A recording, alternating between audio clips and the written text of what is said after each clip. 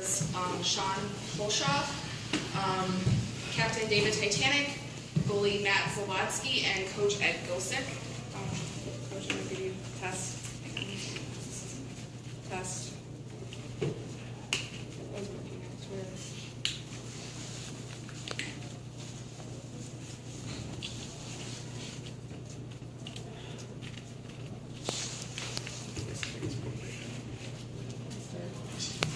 I want to start with just an opening statement about the game and season.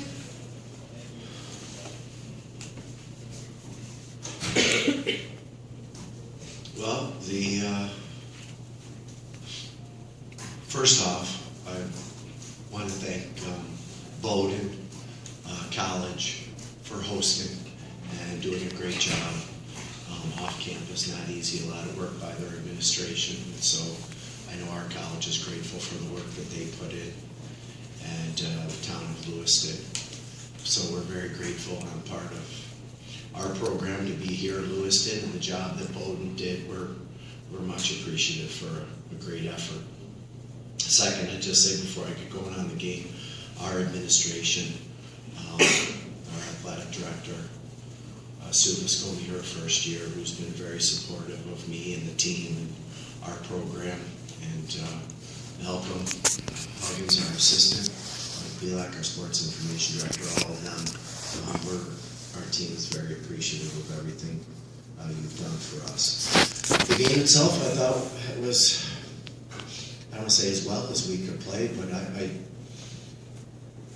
the last 2 years in Lake Placid, most of you were probably there, I told you that, we got beat by a better team. And it's no discredit to Stevens Point. They were a very good team and they were opportunistic. But I think when we break the film down this coming week, I would say that we had more grade A opportunities, but the puck just didn't fall for us. So they were opportunistic tonight, and we didn't, make our breaks for whatever reason. And early in on that very first power play, Galati rips one, and the kid gets a piece of it. I thought their goalie played outstanding. I thought their team played outstanding. They're a very good team, and tonight they got the job done, and we didn't. But maybe I'm biased towards our guys, but I'm very proud of their effort, and they hung in there again and did it as a team right down to the last few seconds. Nobody tried to do it individually, which is a credit to them and to David Titanic's leadership for holding the guys together. And then just, to put it all into perspective of having the amount of new players that we had this year, and for them to come together and really make something special of it, as we said to them, is long after, someday they're thinking about this game, the friendships that they've made this year with 19 freshmen and 5 transfers and the players that we had returning, those friendships that they developed over the course of this season, and maybe not as talented as the last group with the 4 Frozen Fours, but this group, they play as a team, and they stick up for one another. And from a coaching staff, when people ask you how do you measure success, I would say that, hey, whether we got here or not over the last few weeks, as a coaching staff, their success that is the definition of them coming together and playing as a team and overcoming all the adversity, and no one with any expectations for us this year. So I couldn't be prouder of this group of guys. It's not taking anything away from the other teams that we've had that are very talented, but just an outstanding group of men. As we just said to them, when you get to this time of the year, all the teams have talent. All the teams are well coached. All the teams are well prepared. It usually comes down to, in our opinion, character. And our guys showed great character. And even though it didn't go our way. Okay, open it up for questions. Coach, just talk about your 2-man advantage to start the third period, and what that could have done for the rest of the period for you guys if you converted. Well, we weren't good enough in that area. absolutely. You know, and we changed it this week. The guys will tell you, we have a simple saying in our program, you know, what are you doing and how's it working? And last weekend, you know, we had the 5-on-3 at Babson and we didn't get hurt. We had other 5-on-3 during the year, so we changed it up a little bit. Give the guys a fresh outlook and try to create a few, you know, better looks, but it didn't materialize. As you could see, our puck management with it, we weren't didn't seem like we were aggressive enough. Big David at one time drove deep and pulled up and got us set up quickly, but just little things, little attention to detail that for whatever reason mentally we were off on that, you know, and rushed things and pressed things and whatever, but all those little things end up, you know, coming back to haunt you. We had a lot of grade A opportunities that we were willing to save on, or, you know, but I can go on and on. You have to finish your breaks, obviously, and we did it. Coach, it seemed like the Pointers were able to maybe put a little more pressure on your defense than Bowden or Babson were able to do, especially early on in periods today. Can you talk about how your defense then was able to respond against a more aggressive offensive team that maybe you faced so far in this tournament?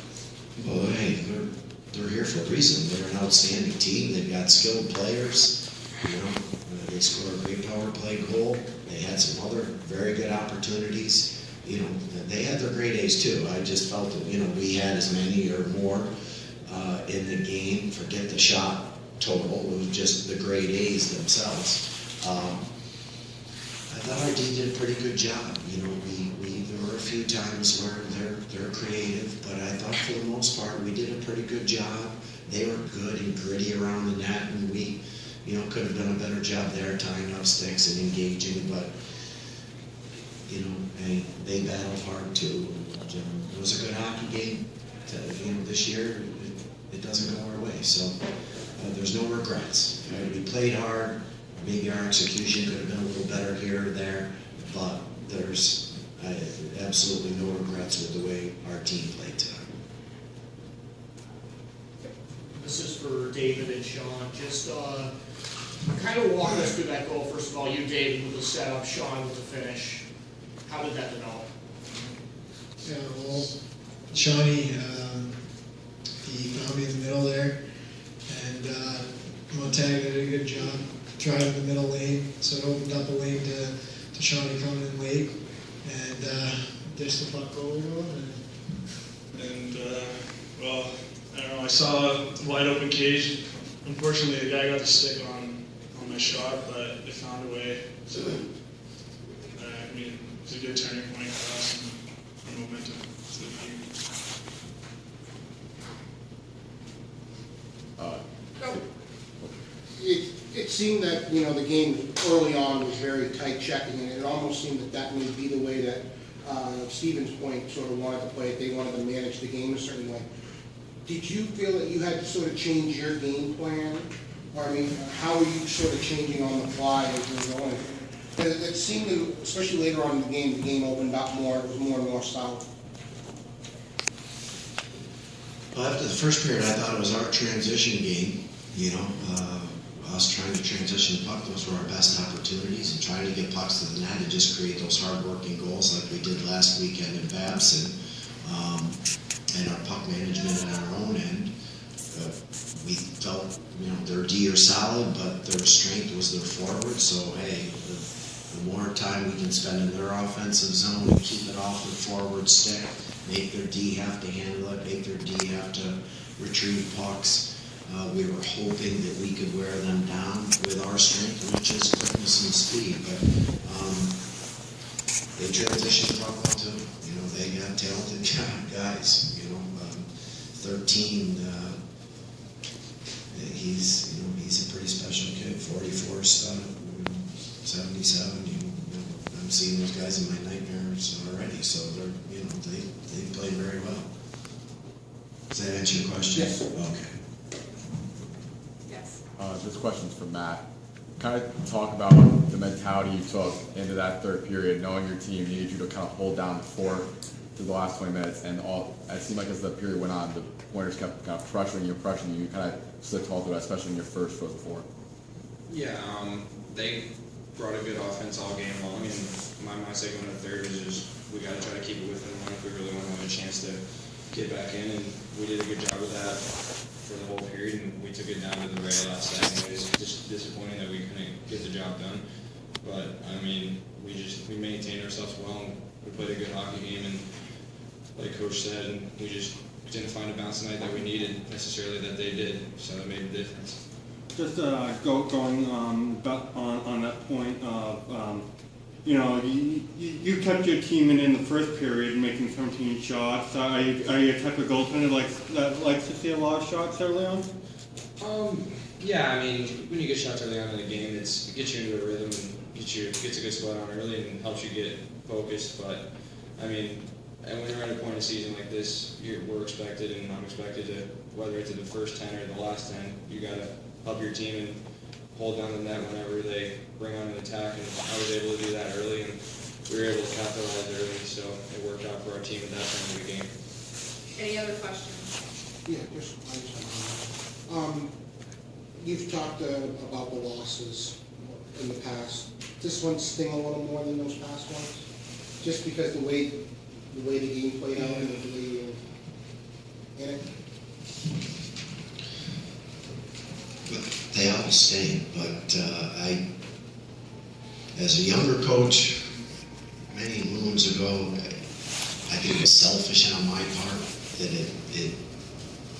I felt, you know, it was something that I did, or what could I do differently, or whatever.